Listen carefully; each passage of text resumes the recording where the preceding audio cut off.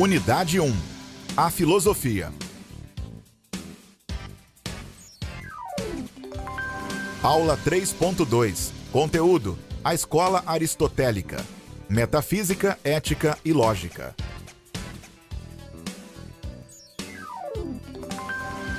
Habilidade: discutir os conceitos centrais da metafísica e da ética em Aristóteles.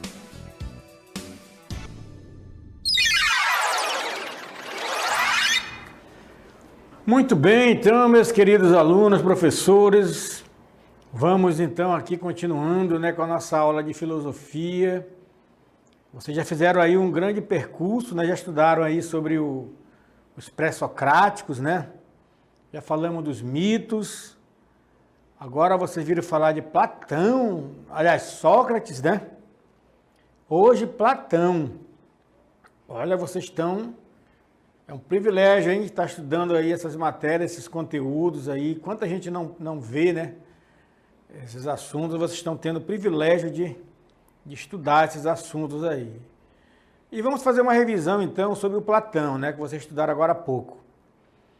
O Platão, pessoal, a ideia do Platão é ligada ao dualismo, como vocês viram. Platão é o homem do dualismo.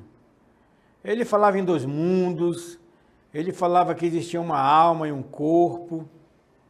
São ideias, então, que até hoje prevalecem, como vocês viram. Então, o mundo é sensível, que é esse mundo que nós estamos aqui, o mundo da matéria, o mundo que nós conhecemos. Mas ele fala que existe um mundo das ideias, Que esse mundo que nós estamos aqui é apenas uma aparência do que existe realmente lá no mundo das ideias. Que é um mundo... inteligível, E ele explica toda a sua teoria, uma parte dela muito forte, no mito da caverna, que é esse mito aí onde as pessoas estão acorrentadas, a vida toda, nasceram ali, e de repente, uma pessoa sai e consegue ir lá fora, ver o que tem mesmo de fato. E ela percebe que é tudo diferente, Tudo diferente. Que na verdade...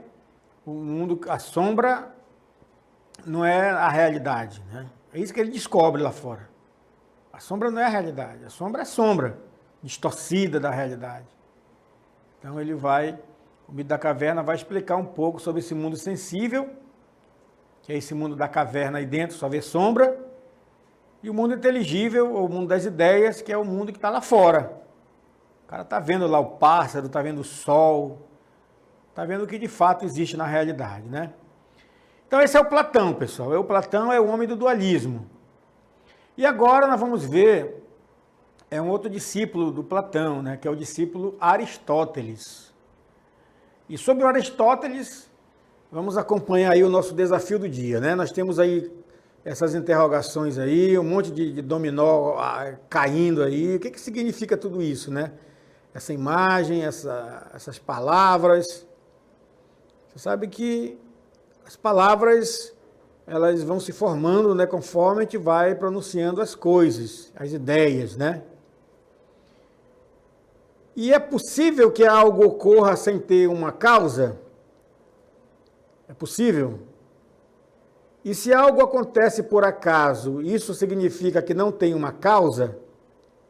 Olha só a nossa interrogação de hoje, hein? Você vê que aí pode ter triquilique de milhões de dominó, Pode ter vários, milhares de dominóis aí, pedra de dominó.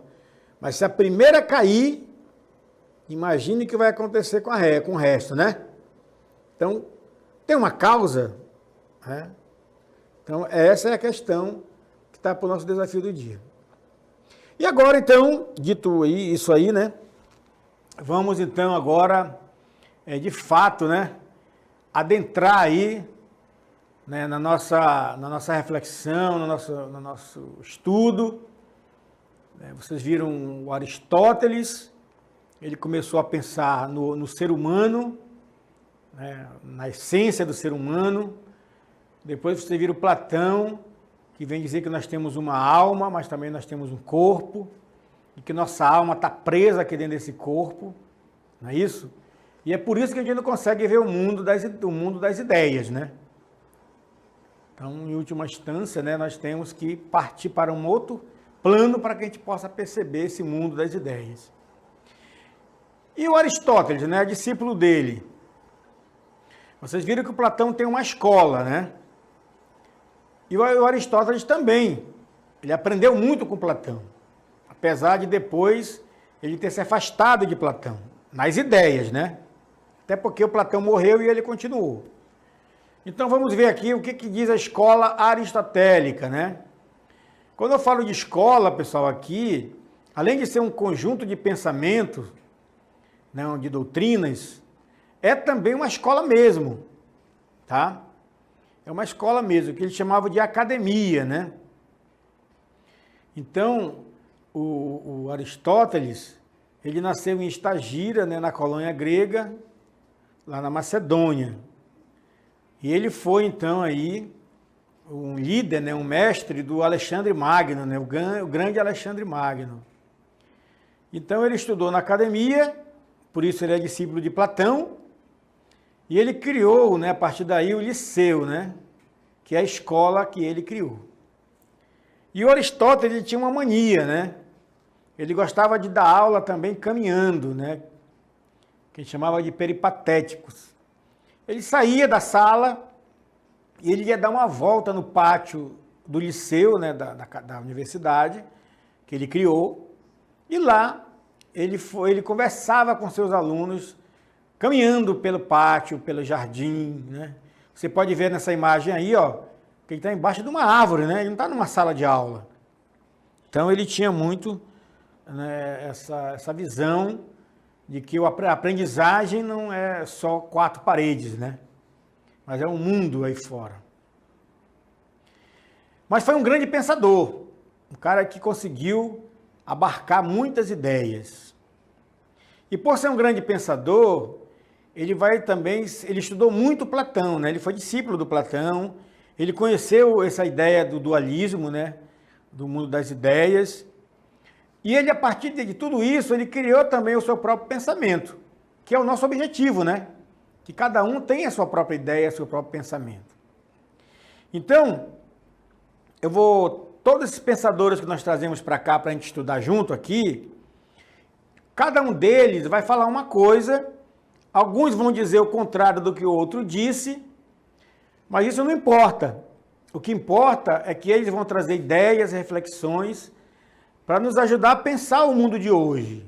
Isso que é importante. Tá? É por isso que a gente não tem que bater cabeça com eles, nós temos que bater cabeça com as ideias e ver o que ela nos serve, nos ajuda a pensar, né? Já que eles são pensadores clássicos da história do pensamento, né? Da história da filosofia. O Sócrates, o Platão e agora, né, o Aristóteles. Então ele foi o quê? Ele foi crítico de Platão. Vamos ver como é que se deu a sua crítica, né? Primeiro ele vai dizer o seguinte, ele vai dizer que não há 2 mundos, né? Ele vai dizer que os sentidos, né? Vocês estão vendo aí, ó, né, nossos sentidos. O que nós seres humanos, o que nós temos? Nós falamos, né? Nós sentimos o gosto da comida, das coisas, nós temos, né, o paladar, nós sentimos o cheiro das coisas, nós ouvimos, nós vemos, nós tocamos. Isso são nossos sentidos, né? Então esses sentidos aí, eles são importantes para nós porque ele nos faz ver as coisas, perceber as coisas, tocar nas coisas, sentir as coisas, né? Então ele dava muito valor aos sentidos. Coisa que o Platão não dava, né? Ele dizia que isso aí era só enganação, né? Então, ele vai entrar no campo da ciência empírica, né, do empirismo, que é a experiência do dia a dia da vida. E essa experiência, esse contato com as coisas, através dos nossos sentidos, porque nós não podemos entrar em contato com as coisas sem os nossos sentidos, né?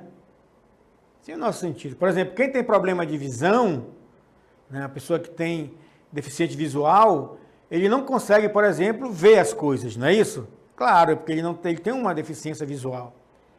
Então, nossos sentidos, eles nos colocam em contato com o mundo, que teria como finalidade o quê? Desvendar a constituição essencial dos seres. Então, é aí que eu vou conseguir perceber as coisas, como elas são, né? Uma coisa é você tocar. Se eu colocar agora na mesa aí alguns objetos dentro de uma sacola e pedir para vocês pegarem nessas coisas ou fecharem os olhos e pegarem nesses objetos, muitos de vocês vão acertar, outros vocês vão se enganar, né? O Platão dizia que esse engano a vida toda é assim. O Aristóteles ele vai dizer que não, que de vez em quando a gente acerta, né? Porque os sentidos nos ajudam a acertar, a entrar em contato com as coisas e perceber a essência das coisas. Então isso aí é o esquema do Aristóteles, tá bom? Esse é o esquema dele, que vai contra a ideia do Platão, que diz que os sentidos nos enganam, né? Que nos enganam. Nesse sentido, ele vai então rejeitar, né? O Aristóteles, ele não é inimigo do Platão. Eles não são inimigos, né? Ele foi aluno do Platão. Ele tem respeito, né, pelo mestre. Mas, com um bom discípulo que ele foi, ele também foi superando o mestre e criando suas próprias ideias, né? Então, outra coisa que ele vai fazer é rejeitar essa ideia do Platão, que vocês viram, né? Que ideia é essa? É a sua teoria das ideias. Ele vai dizer que essa história de dois mundos não funciona, não dá certo. Que não existem dois mundos, existe um único mundo. E nesse mundo, nós somos inteligíveis e nós somos sensíveis. Então, ele vai dizer, olha, não precisa separar como Platão separou. Vamos unir de novo. Então, o Aristóteles dá esse avanço, ele vai unir os mundos. Ele diz, não, só tem um mundo. E é nesse mundo que nós vivemos, e é nesse mundo que nós percebemos e pensamos. Então, aqui nós somos inteligíveis e aqui nós somos sensíveis. Ponto. Então, ele vai rejeitar a teoria das ideias de Platão. Então, essa é uma informação importante para vocês. Agora, como que ele elaborou, então? Porque uma coisa é o seguinte, uma coisa é eu chegar com você na sala, né, e dizer para você que eu não concordo com a ideia que você tem. Não concordo. Não é isso? Normal. Pessoal, é a coisa mais normal do mundo nós discordarmos, né? Nós temos contradições, né? Temos ideias diferentes, nós vimos, isso é normal. Agora, o importante é, no diálogo, na discussão, a gente buscar, né? Construir juntos, né? Ou pelo menos um consenso, ou pelo menos, né? Um diálogo, né? E o Aristóteles, ele foi assim, né? Ele foi criando o seu próprio conceito e foi criando sua própria teoria. E na teoria do Aristóteles, ela não era compatível com a teoria do Platão. Porque para o Platão, eram dois mundos. Para Aristóteles, é só um mundo. Então, já começa por aí, né? As ideias diferentes. Como é que ele vai construir, então, internamente o seu pensamento? É isso que a gente vamos entrar agora na cabeça do Aristóteles, tá bom? Então, ele vai dizer primeiro que o Platão acreditava que a realidade última, ela não estava presente na experiência cotidiana, né? É o que dizia o Platão. A essência das coisas não está na realidade cotidiana, ela está no mundo das ideias, né? Está na alma, não é isso? Ela não está no corpo, nos sentidos. O que nós temos no corpo? Nós temos no corpo nossos sentidos. Quando a gente fala de tato, a gente só pensa na mão, não é isso? Mas o tato é da ponta do pé até a ponta da cabeça. Tudo é nosso tato, porque tudo nós sentimos, né? As sensações do nosso corpo. Então, ele vai dizer que não é aí, o Platão vai dizer. O Aristóteles, ele pensava, né, que o mundo de todos os dias é mais autêntico do que o mundo das ideias de Platão.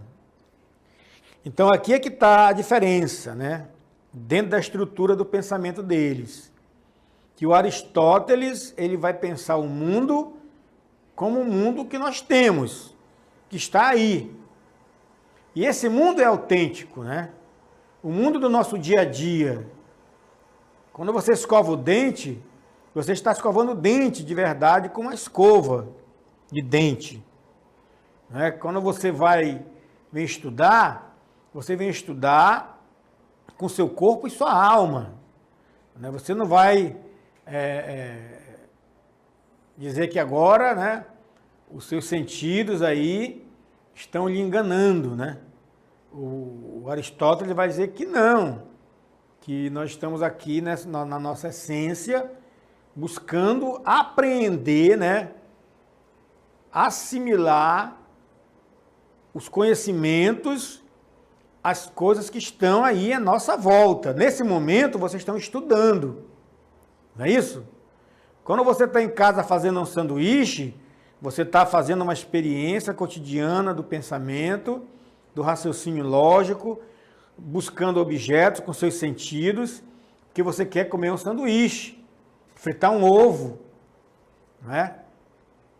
Então, tudo isso, por Aristóteles, isso é a vida real, a vida como ela é. Não existe uma outra ideia de ovo, né? A ideia é essa, o ovo está aqui, eu estou fritando e daqui a pouco eu vou comê-lo, né? Então, é um pouco assim a questão do Aristóteles, né? Então, o mundo é esse mundo aqui, esse mundo sensível mesmo. E ele tem duas obras importantes, né, o Aristóteles, que são obras que a gente vai falar um pouco aqui sobre esses assuntos. Eu não vou aqui ler a obra para vocês, eu vou apenas indicar. Tá, vocês anotem aí, ó, que é um livro chamado Metafísica e que é um livro chamado Ética a Nicômaco, tá? O livro Metafísica é toda a história do pensamento dele sobre a essência do ser, né, do ser enquanto ser.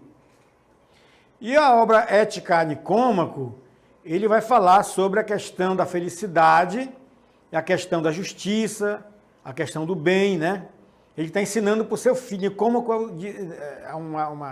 uma forte narrativa que é o filho dele, né? Ensinando sobre a vida justa e boa, né? E a felicidade. Então, essas obras aí, elas vão, então, trabalhar nesse sentido, né? A metafísica e a ética. A gente vai falar um pouco, a gente não vai aprofundar aqui o assunto, porque depois vocês vão ter uma disciplina só sobre ética, tá? E depois sobre política, que ele fala também um pouco sobre isso. Então vamos lá. Vamos falar primeiro sobre a metafísica, né? A primeira obra dele aí, ó. A metafísica de Aristóteles, ele considerava a primeira filosofia, ou a filosofia primeira, né? Que ele chamava de metafísica. Por quê? Porque o Aristóteles, ele pensou tudo que você imaginar, ele pensou. Esse cara foi fantástico, né?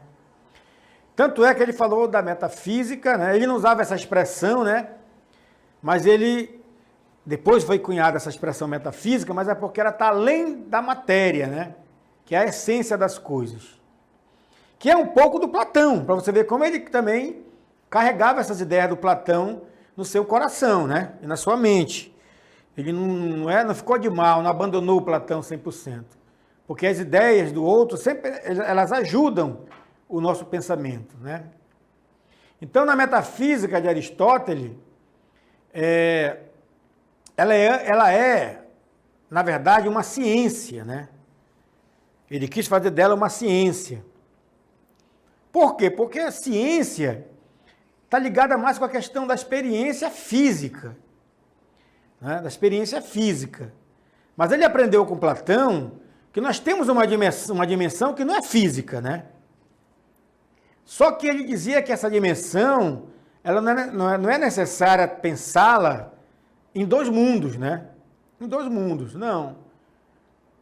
Então ele começou a se indagar. Bom, Platão falou, eu aprendi com Platão que existe um corpo e uma alma. Que o corpo é um presídio, né? Um cárcere que prende a alma. Não é isso? E é por isso que o nosso corpo tem que ser castigado, né? Porque ele faz coisas que não deve. Mas a nossa alma, não. A nossa alma é pura, é limpa. Só que ela tem que sair. Aí eu pergunto para vocês, como é que a alma sai? É só quando morre, né? Quando a pessoa morre, não é assim que a gente entende? Fica o corpo, a matéria, né? Então era mais ou menos esse espírito, né? Esse espiritismo, digamos assim, platônico, né?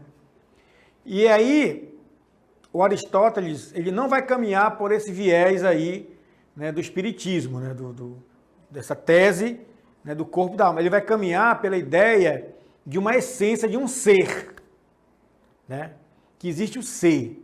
E é por isso que é chamado de metafísica. Então, ele criou a ideia do ser enquanto ser. Né? O ser enquanto ser. Então, o que é o meu ser? Como é que eu posso pensar o ser humano enquanto um ser, na sua totalidade, né? Não alma e corpo, mas um ser como um todo, que tem a alma e tem um corpo ao mesmo tempo. E que elas convivem, né, harmoniosamente. Aí é que ele vai caminhar para a metafísica e para a ética. Não é isso? E para a ética, que é os bons costumes e tal. Então vamos ver primeiro os conceitos que o Aristóteles criou para entender toda essa complexidade do homem, do ser humano, que é ele ser, né? Que é ele ser. E como é que funciona então isso? Né? Ser humano, né? Aí ele criou alguns conceitos que nós vamos para a gente entender um pouco o seu pensamento. Primeiro, o conceito de substância. O que é a substância para Aristóteles? É aquilo que é em si mesmo. É o suporte dos tributos. Então, o que ele quer dizer com substância? Você está vendo aí um guarda-chuva todo colorido, um óculos, uma bola, acho que é uma bola, né? Ali uma jarra com suco, todo enfeitado, uma sandália. Por que você sabe que isso é um guarda-chuva, que isso é um óculos, que isso é uma bola colorida, que isso é uma jarra e que isso é uma sandália? Você sabe porque eles têm alguns atributos, né, que dão suporte a essa ideia. Então, é aquilo que a coisa é em si mesma. É isso? Então, essa é a substância. O guarda-chuva, ele tem a sua própria substância que o faz ser um guarda-chuva e não um óculos. O óculos tem a substância do óculos, faz com que ele seja um óculos e não uma bola. A bola tem uma substância que faz ela ser bola e não ser um jarro. E assim o jarro não ser sandália. Cada um tem a sua. Assim como nós também, seres humanos, temos a nossa própria substância de seres humanos. Então é aquilo que a coisa é em si mesma, que nos identifica. Então ele criou o conceito de substância. Isso é substância. Só que tem um detalhe. A substância, ela tem algumas nuances. Ela tem algumas coisas que as diferenciam. Ela não deixa de ter a substância, mas ela tem algo que a diferencia. Não é isso? Aí ele perguntou, tá bom, tudo está aí, tudo tem substância, mas a substância, né, que faz a coisa ser o que ela é. Mas tem coisas diferentes. Por que as coisas são diferentes? Não é isso? Aí ele vai criar, então, ele vai dizer que a substância, ela tem algumas variações, que ele vai chamar de atributos essenciais e atributos acidentais. O que são os atributos essenciais? É aquilo que não pode faltar na substância, pois ela deixaria de ser o que ela é. Então, isso é o essencial. E o que é o acidental? É aquilo que a substância pode ter ou não, sem deixar de ser o que ela é. Sem deixar de ser o que ela é. Então, atributo essencial é a essência da coisa. Ela não deixará de ter essa essência. Ela sempre vai ter essa essência. E o acidental, ela pode ter ou não. Ela pode deixar de ter ou não, que não vai mudar a sua essência. Vocês querem entender melhor com um exemplo? Então vamos ver um exemplo, um quadro aí, com várias árvores. Vamos olhar para essas árvores aí, ó. Imagine aí, se você está numa comunidade rural, imagine aí várias árvores que tem aí. Aí eu pergunto para vocês, qual é a essência desses objetos? Qual o atributo essencial? É que todas são árvores, não é isso? Ninguém vai dizer que aí não tem uma árvore. É verdade? É verdade, né? Agora, tem o mogno, tem o angelim, tem o ipês, tem a maçaranduba, tem o pau-ferro, tem a sucupira, tem a perobas, tem a imbula, tem a cerejeira, tem o jatobá. Aí você percebe o quê? Que tem cores diferentes, tamanhos diferentes e formas diferentes. Isso é acidental. Ela não vai deixar de ser árvore por ter um nome diferente ou por ter uma forma ou uma cor diferente. Isso é acidental. Agora, a essência é que elas são árvores, não é verdade? Então, é isso, tá? Para entender melhor o que é um atributo essencial, árvore, e um atributo acidental, as formas, os tamanhos e as cores. Isso é acidental. Ela jamais deixará de ser árvore por causa da sua diferença. Isso é acidental. Mas aí, ele continua investigando, né, a natureza, investigando as coisas, e ele falou o seguinte, bom, mas as coisas mudam, né?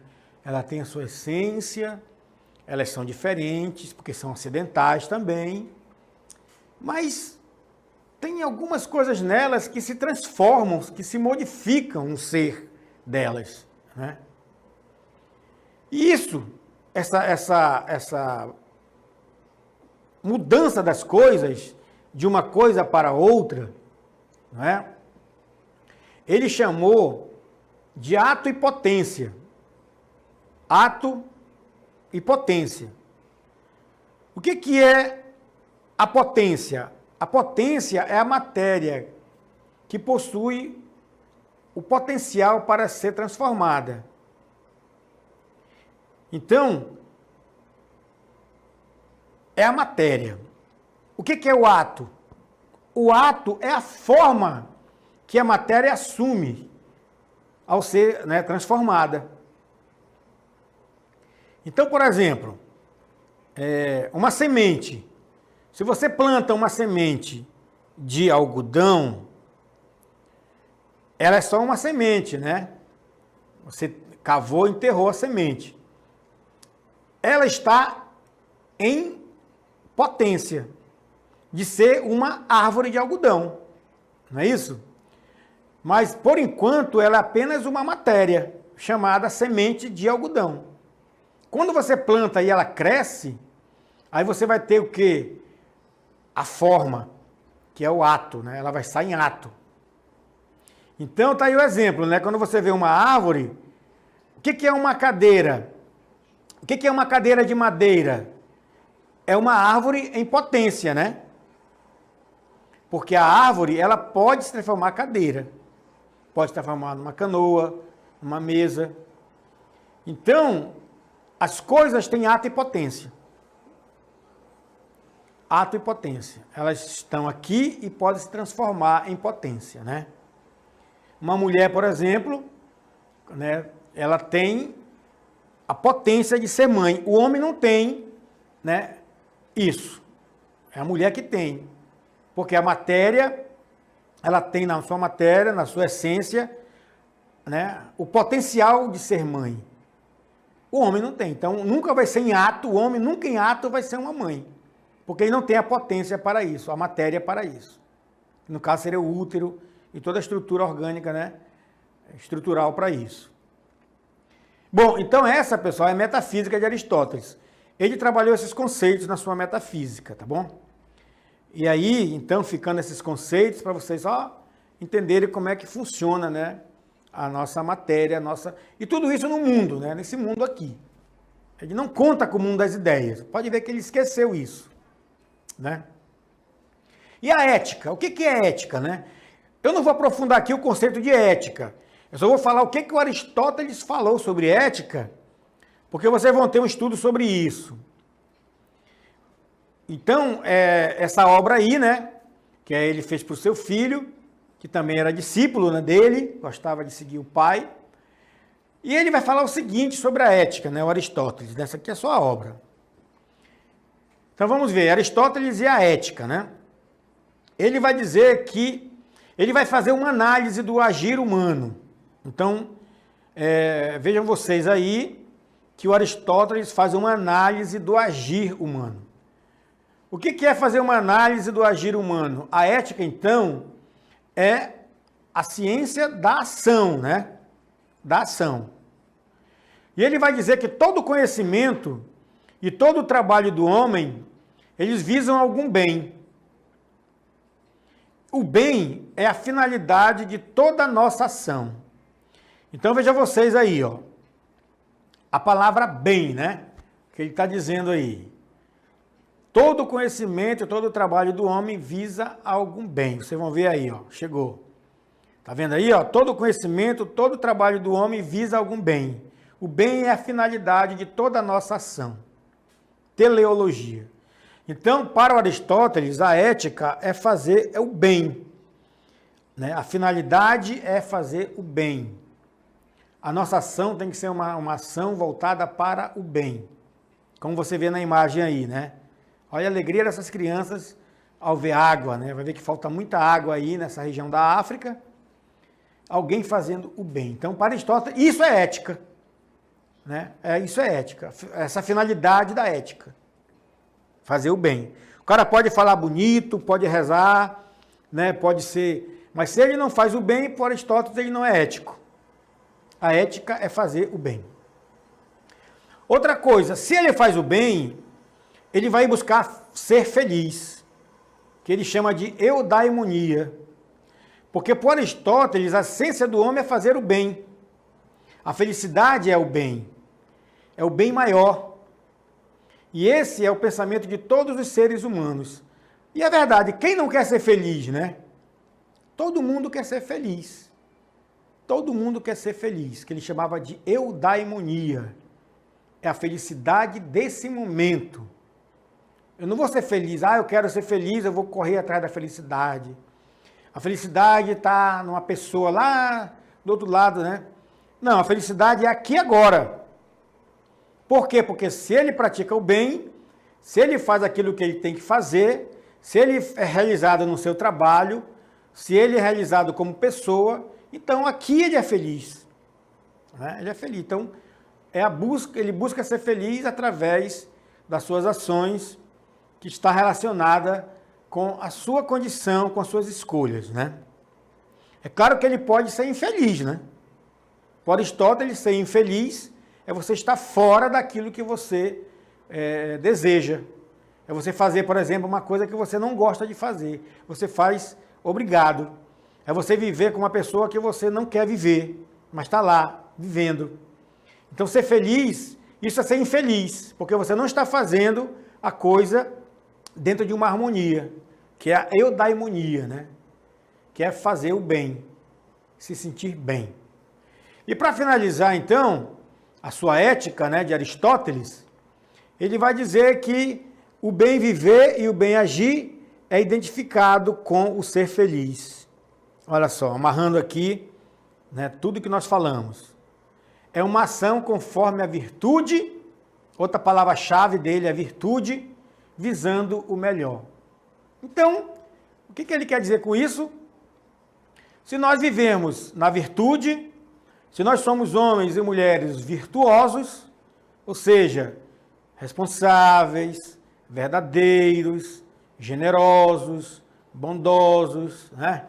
Todas essas que estão nessa árvore aí, ó, se nós formos virtuosos, nós vamos ter uma vida boa, o bem viver e o bem agir, né? Então é aí que está a questão. Para Aristóteles não tem incoerência, né? Não adianta querer dizer que o meu bem viver se eu tenho um mal agir. Para ele a ética é o bem viver e o bem agir. Tá certo, pessoal? Então aqui a gente finaliza essa ideia desse grande pensador, somando com Platão. Então vocês viram aí dois filósofos importantes. A gente viu o Aristóteles, né, com a questão da causa, da teoria aí das causas. Nós vimos o Platão com a questão do dualismo platônico. Então, são dois filósofos importantes. Aí a gente mostrou até a obra, né, que um aponta para cima, que é o mundo das ideias, e o outro aponta para baixo, que é o mundo sensível, a realidade sensível. Então, no caso do Aristóteles, ele faz uma crítica ao Platão. Então, eu espero que vocês tenham aí pensado sobre essa questão do mito da caverna, sobre o Aristóteles, sobre a produção do Aristóteles, sobre a ética do Aristóteles. E amanhã a gente retoma, né, com mais reflexão de filosofia. Boa noite.